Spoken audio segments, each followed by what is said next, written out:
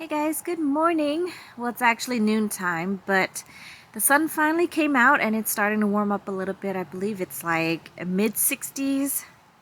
I was working this morning out in the garden and it was a little bit chilly. Thought I would come in, and now that the sun is out, I really want to be outside. Just want to show you really quickly how the front of my flower bed is looking. As you can see, it is fabulous, and the bees are still all over my salvia over here.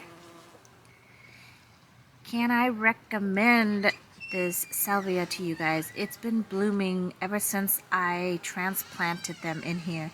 And all of these are actually cuttings that I actually propagated. They propagate very easily.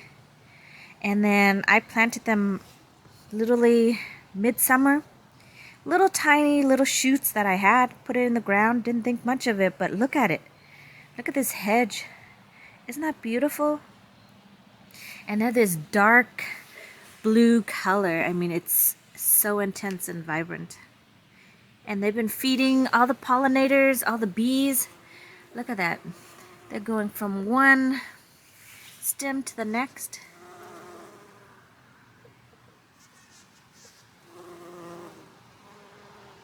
Isn't that amazing? You can hear them humming.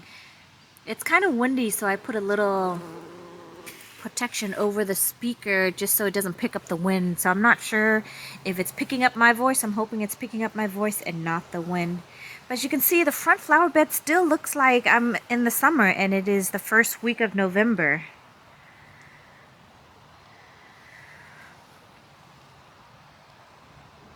But just to show you a little bit, somebody did recommend, which I plan on doing it anyways, but this is a red bud.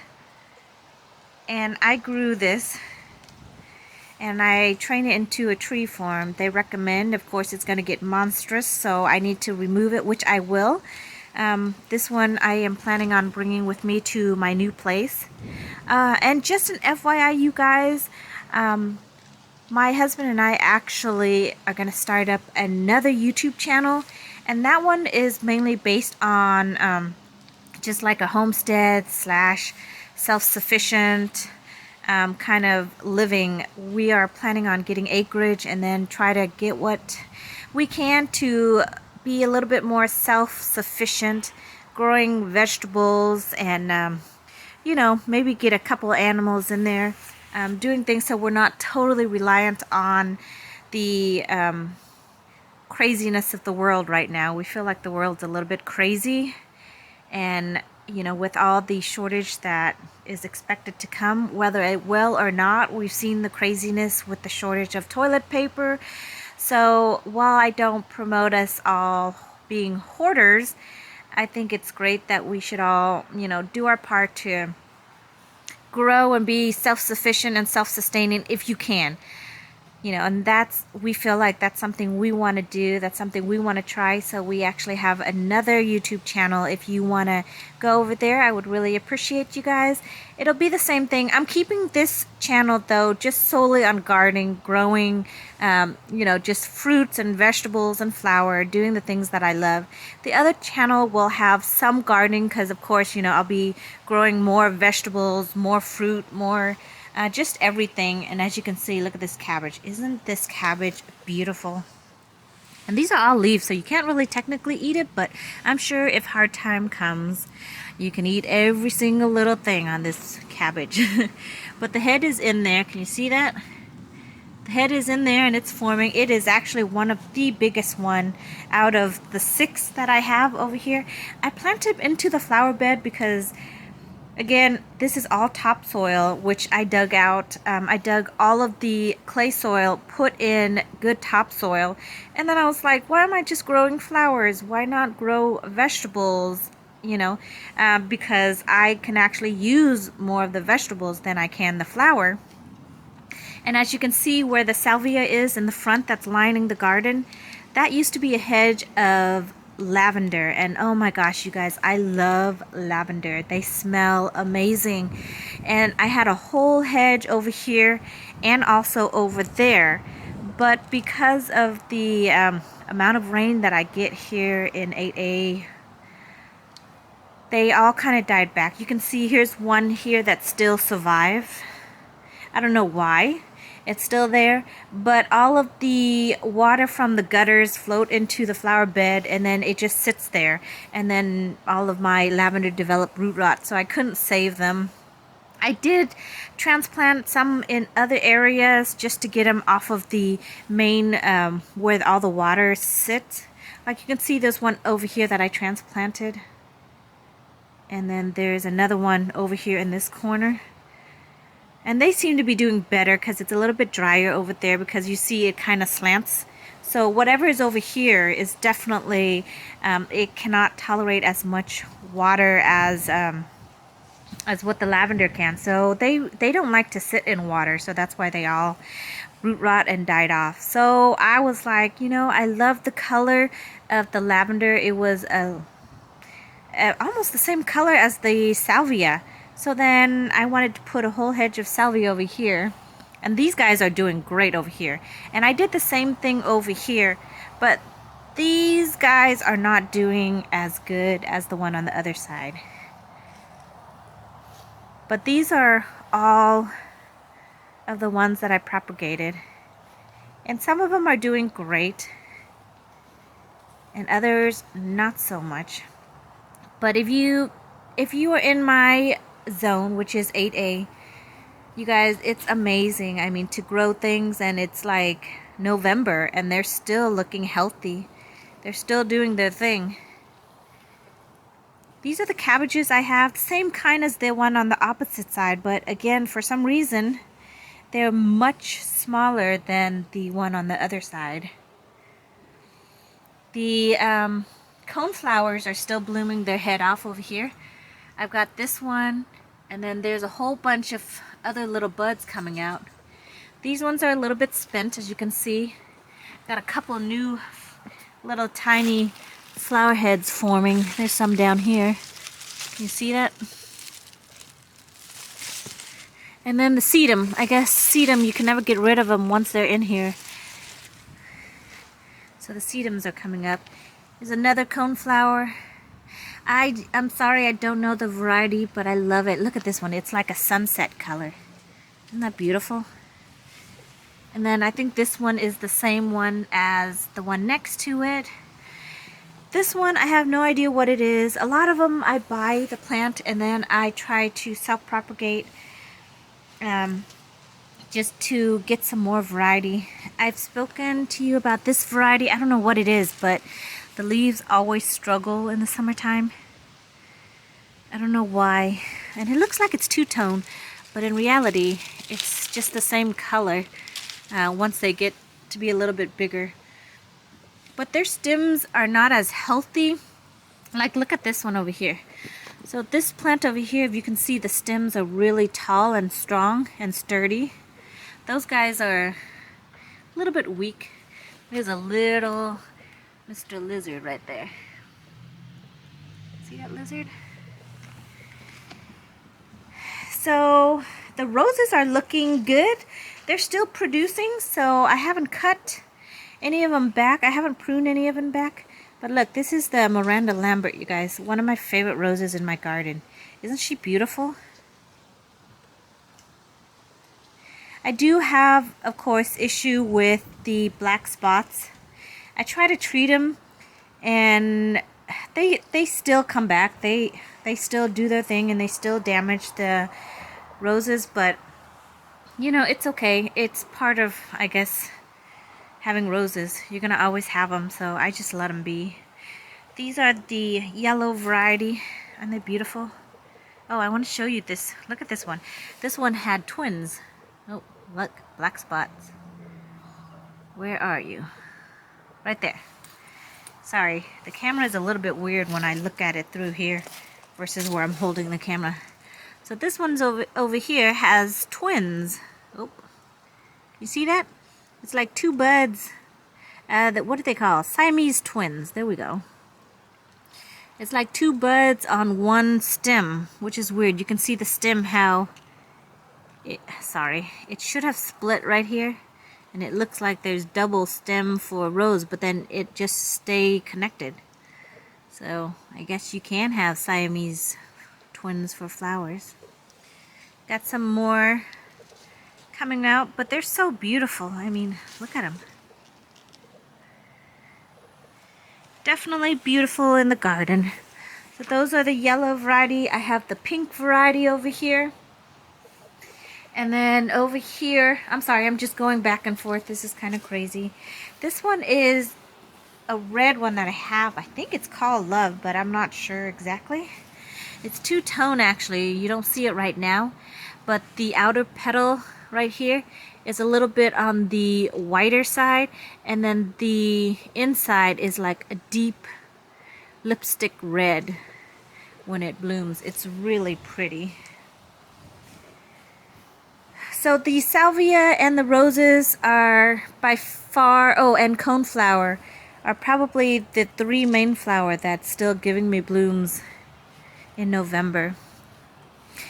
The hydrangeas are looking super sad over here and over here.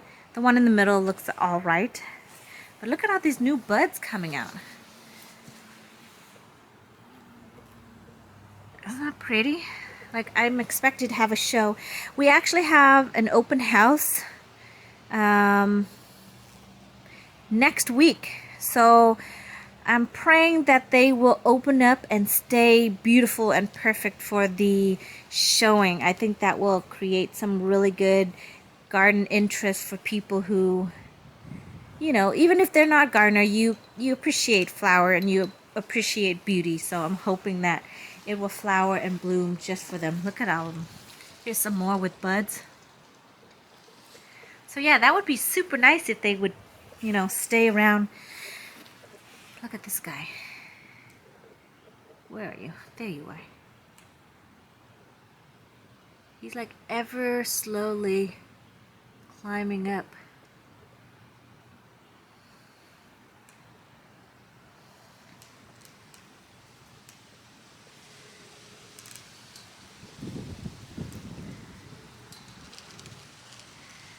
That's a big guy right there. Here's a little guy.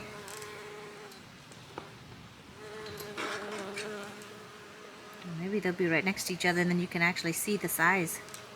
You see him? Look at the difference in size. That one seems to work on the stamens a little bit better than the big one.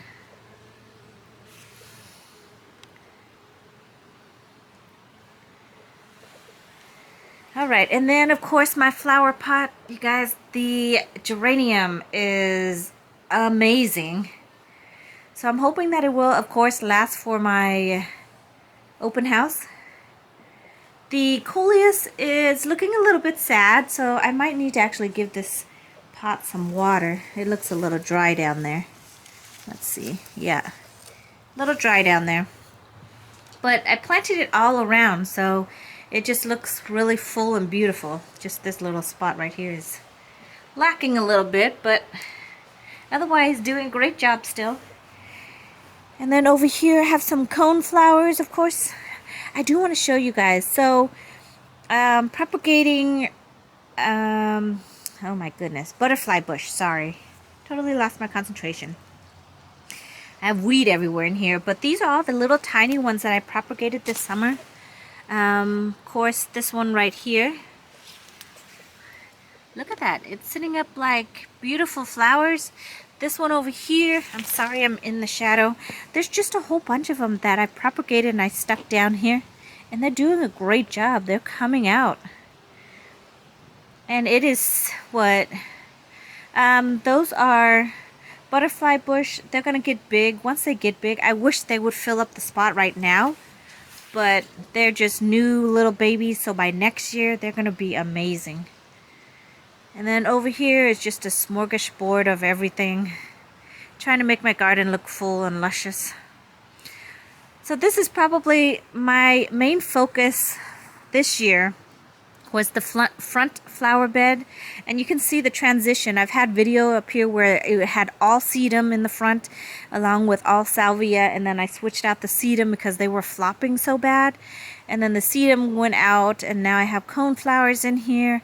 So it's just it's ever changing, and it's okay. It's okay to change, put in things. You may love one flower one year and it performs great, and the next year you may not like it as much, and it's okay. That's the best thing about gardening, you guys. You can swap it in and out. Do what makes you happy. I mean, your garden is what makes you happy, so put things in there that you love and take out the things that, you know, you may not like. It's okay if you change it around. So I just want to let you guys know that. And then, of course, how can I forget the Confederate Rose? Let me take you back there. Confederate Rose is still doing great over here. This is the propagation bed. The Confederate Rose still giving me blooms. Still doing amazing. And of course the Vermillionaire Cuvier, they are doing great as well. I don't see any hummingbirds around though, so I don't know where they went, but I haven't seen them around in a while. So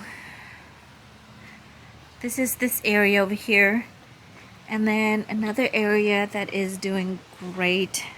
Please ignore my mess, but this area over here is going to be the last little area that I will show you. Pineapple sage, cannot say enough about it. And another salvia, I can't remember what kind they are, but this little area here, this whole entire season has been top performer. It's looked like this since beginning of springtime, and I've actually cut it back several times. The sage I have not, but the salvia I've cut back several times, and they've just keep on blooming their head off. So kudos to where I garden, zone 8A, Georgia. I love it here. It has actually given me a new perspective on gardening, and I love gardening. I used to live in Colorado, where you can only garden like 5 months maybe out of the year, because the snow lasts until like June. You could potentially have a blizzard in June, and then you get July, August, September, and then October, end of October begins your snowfall. So literally you have less than 5 years to cultivate and grow and love your plants, and that's not enough time for me. That's definitely a sad little piece, you know, that you have to enjoy your garden, and that wasn't enough for me. So here we are in Georgia, and I love it. I mean, 2 months out of the year it's kind of rough, but after those 2 months the plants come back. Now the only bad thing about it is that in the dead heat of summer you have to give it a little extra TLC, because they will struggle. We all struggle in the dead heat, but the plants definitely take the big huge bunt of it, you know. And these are my mums. Aren't they beautiful? Like I said, they're beautiful, but they're really leggy, so I don't know why that is. And you know what I would love to grow is chrysanthemums, and I think this is the perfect time because they like it a little bit cooler. But chrysanthemums are a little bit more touchy. I want the huge big chrysanthemum like the ones you buy at the store, like the flower bouquet style. These ones are just small ones that you can have in your garden, which is beautiful, but I would really want the huge big head ones. Now those ones would be pretty. And then all along here is just other flowers and stuff I have, but they're not very beautiful, so I don't want to really show you guys the fall time for them. Well, I mean, technically you got to take the good with the bad, right? But yeah, so this will be it, you guys. Aren't they still beautiful though? I love how these look. They look like hot red lips. That's what they remind me of. So beautiful. And it's just an amazing display. I hope you guys have a great day. I hope you enjoy this video. I hope that you will appreciate and love it as much as I do, even if you're watching it from the screen. I wish I can transfer the smell of this pineapple sage to you guys. I'm just taking one leaf from it. It smells amazing. And then the lavender, I wish I can give you guys the lavender scent as well, but go buy lavender. Lavender is just a serenity smell. It just relaxes the body and the soul and the mind. It's just really nice. All right, I'm rambling, so thank you all for watching. I appreciate you guys. Thank you for your support, and I will see you in the next one. Have a blessed day. Bye. Oh, one last thing I forgot to show you guys is my Abutulon. This is the tree form that I have of it. And I don't know how I could forget it. It's still blooming its head off. It's like little tiny red lanterns. That's what they look like. That's why they're called, I think they are called Chinese lantern. Or the name of it is Abutulon. Or it is the flowering maple, because it's a maple leaf.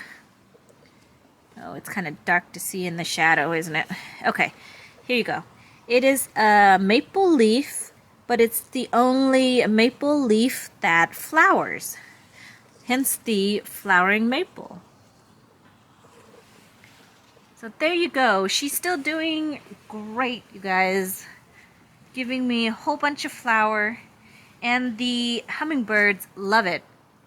But of course, like I said, there's no hummingbirds around for some reason. So they must like the warmer weather and they have gone into hibernation. But I think I'm going to propagate more of those and grow them into standard, which is a tree form. Aren't they cute? I mean, I don't know. I think they make me happy. They're beautiful. And look at the cluster of flowers everywhere.